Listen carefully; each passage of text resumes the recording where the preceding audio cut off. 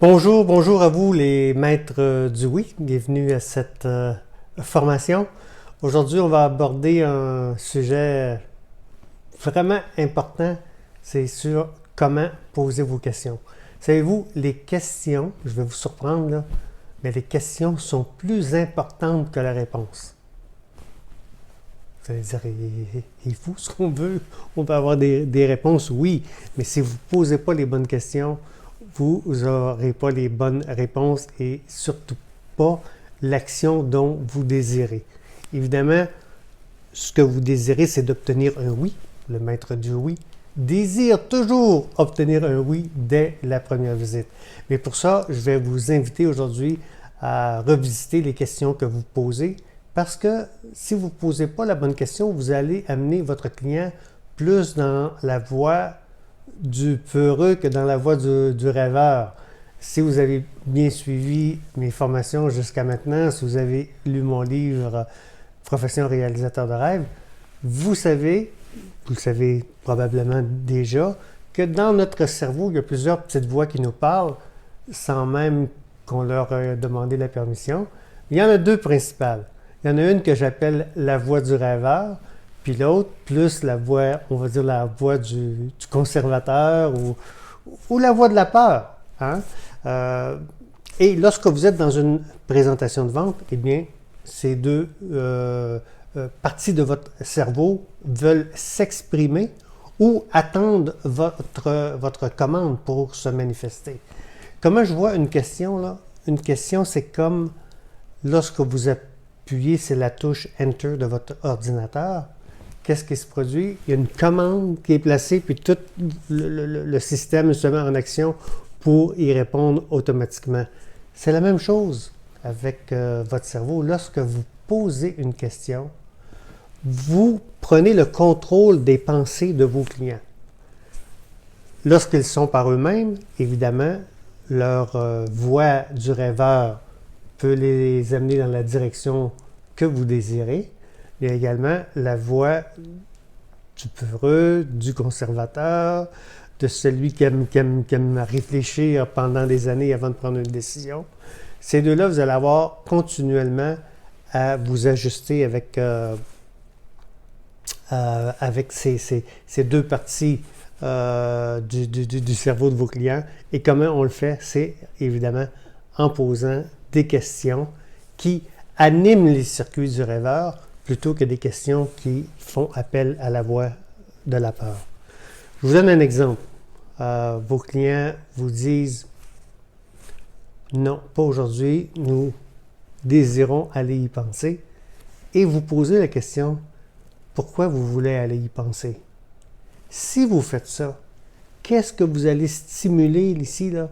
C'est automatiquement, le client va vous dire « Je dois aller penser à ça, ça, ça, ça et ça. » Vous les amenez plus dans la direction, dans les connexions qui ont été faites par la voix du conservateur et du peureux que de les amener dans la voie du rêveur. Et comment est-ce qu'on fait pour les amener dans la voie du rêveur? C'est simplement en modifiant un peu notre question. Si vous posez la question, aimeriez-vous ça un jour? Conduire cette magnifique Mercedes, si vous êtes un vendeur d'automobile, par exemple, bien, c'est à peu près tout le monde va vous répondre oui. Moi, quand je vais dans un concessionnaire automobile, je me suis toujours sur la plus belle, toujours dans la plus belle. Si on me demande est-ce que j'aimerais ça conduire cette voiture-là? Bien sûr.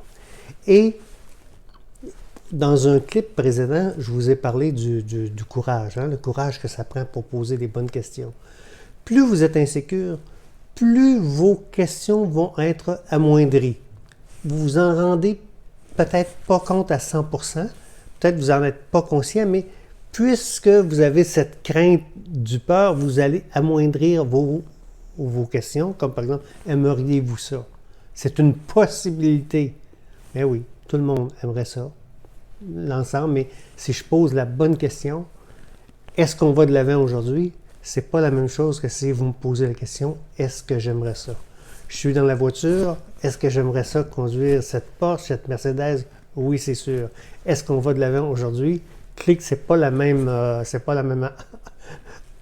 les mêmes circuits neuronaux à laquelle vous faites affaire.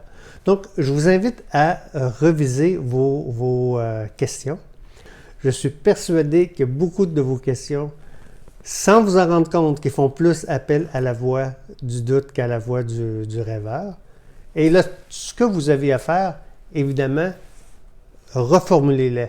Parce que, vous savez, des objections, on n'en a pas 2000. Hein? Peu importe l'industrie dans laquelle vous êtes, là, ça revient souvent aux mêmes objections. Ça revient souvent aux mêmes questions. Mais c'est bien important de poser les bonnes. Moi, j'ai dirigé les équipes de vente et j'ai été surpris de voir que certains vendeurs arrivaient toujours avec la même objection. Lorsque j'avais à aller me présenter pour les aider à conclure la vente, j'ai remarqué que certains vendeurs suscitaient une objection que d'autres vendeurs, nous ne voyons jamais. Donc, ça, c'est ces interrogations de la part du client qui suscitent du doute, ça vient de vous. C'est très, très important que vous faites la liste de vos questions et vous vous posez la question, est-ce que cette question-là fait appel au rêveur ou à la voix du doute? Je rajouterais également le timing. Quand est-ce que l'on pose telle ou telle question? Vous savez, c'est très important de jouer avec les silences. Hein? Soit lorsque vous posez une question que vraiment vous attendez la réponse, mais très important, c'est qu'avant qu'eux-mêmes vous donnent une réponse sur ce qu'ils sont en train de réfléchir, vous observez votre couple, votre client, vous voyez qu'il est en train de réfléchir, il est en train d'analyser ce que vous venez de dire, si elle est finance pour l'acquérir, peu importe, et il est sur le point de répondre. Souvent, là, il ne manque pas grand-chose parce que, évidemment, encore une fois, aujourd'hui, nous sommes dans la période du closing. Moi, ma spécialité, ce que j'aime, c'est de transformer un non en oui. Et là, je suis dans le closing. C'est la partie que j'aime le plus. Donc, vos clients sont intéressés. Hein? Si on est dans le closing, c'est qu'ils sont intéressés, ils le veulent, mais il y a des objections, des interrogations. Et comment les influencer, encore une fois? Donc, je disais, très important de poser des questions qui font appel à la voix du rêveur. Et le deuxième élément, c'est le timing. Donc, vous observez votre client en train de réfléchir. Il est sur le point de vous donner une réponse.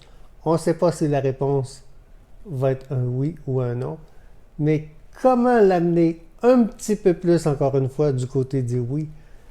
Une question que j'aime beaucoup poser, c'est pourquoi pas vous? Monsieur le client, je vous vois en train de réfléchir là.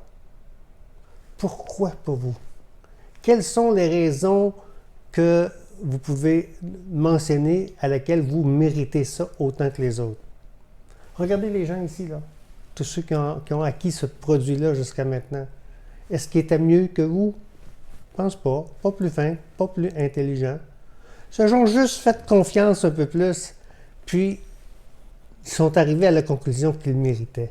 Moi, j'ai une question bien importante avant que vous me donniez votre réponse, là. Pourquoi pas vous? Vous le méritez comme tout le monde, pas vrai? Ça, là, c'est une question magique, hein? Voyez-vous l'importance, là, où je viens de l'orienter? Si je vois là, dans sa réflexion, je peux voir par son visage qu'il s'adresse plus à la voix du doute qu'à la voix du rêveur, mais pouf, je viens le réinfluencer par une question qui s'adresse à la voix du rêveur. Pourquoi pas vous? Vous êtes dans cette magnifique voiture. Pourquoi pas vous? Vous le méritez comme tout le monde, non? Si vous posez cette question-là, il y a un automatisme qui se fait, qui vont tout de suite. Et c'est très rapide, aller trouver les raisons pour lesquelles, oui, on travaille beaucoup, oui, avec les enfants, oui, c'est ça, oui, on le mérite. Pourquoi pas vous? Aussitôt qu'il vous donne une réponse, ben, vous lui souhaitez la bienvenue, vous lui donnez la main et c'est aussi simple que ça. Donc, très important de poser les bonnes questions. Très important de les poser au bon moment. Je vous rappelle, la vente, c'est une pièce de théâtre et si un des acteurs ne rentre pas au bon moment, eh bien évidemment, ça vient changer toute la direction de votre pièce de théâtre. Donc, un peu plus loin, je vais revenir là-dessus, mais très important, étudiez vos questions, étudiez le timing à laquelle vous posez votre question. Alors, pour conclure cette capsule, je vous dirais que poser les bonnes questions, ce n'est pas seulement pour vos clients. C'est très, très important pour votre vie personnelle que vous posez les bonnes questions parce que c'est le même principe. Prenons un exemple. Si vous êtes en train de vous poser la question, est-ce que la vente, c'est pour moi? Ben, peut-être que vous allez trouver beaucoup de raisons pour vous dire, ben non, la vente, moi, je ne suis pas bon là-dedans parce que, évidemment, vous allez référer à des expériences du passé. Et comme je l'ai mentionné, nous sommes tous dans la vente. Si vous voulez réussir dans la vie, si vous voulez avoir une vie extraordinaire, vous n'avez pas le choix d'apprendre à influencer les gens à vous dire oui plus souvent. Donc, je reprends ma question. Est-ce que la vente, c'est pour moi? C'est une question moyenne. Si je me pose la question, qu'est-ce que je peux faire aujourd'hui pour me rapprocher de plus en plus à être un maître du oui? Ce n'est pas la même chose. Vous n'obtenez absolument pas la même réponse. Donc, encore une fois, l'importance de poser les bonnes questions, pas seulement à votre client, mais à vous également. Lorsque vous vous réveillez le matin, très important de se poser les bonnes questions. Qu'est-ce que je peux faire aujourd'hui pour obtenir plus de oui? Qu'est-ce que je peux faire aujourd'hui pour m'entraîner, pour me rapprocher de plus en plus de cet état du maître du oui, celui à quel les gens ont de la difficulté à lui dire non parce qu'il connaît sa matière, parce qu'il connaît l'être humain, parce qu'il sait poser les bonnes questions, parce qu'il sait quand poser les bonnes questions, parce qu'il sait tout simplement entraîner à aider les gens à obtenir ce qu'ils veulent dans la vie. Et voilà, le rôle du maître du oui. À bientôt.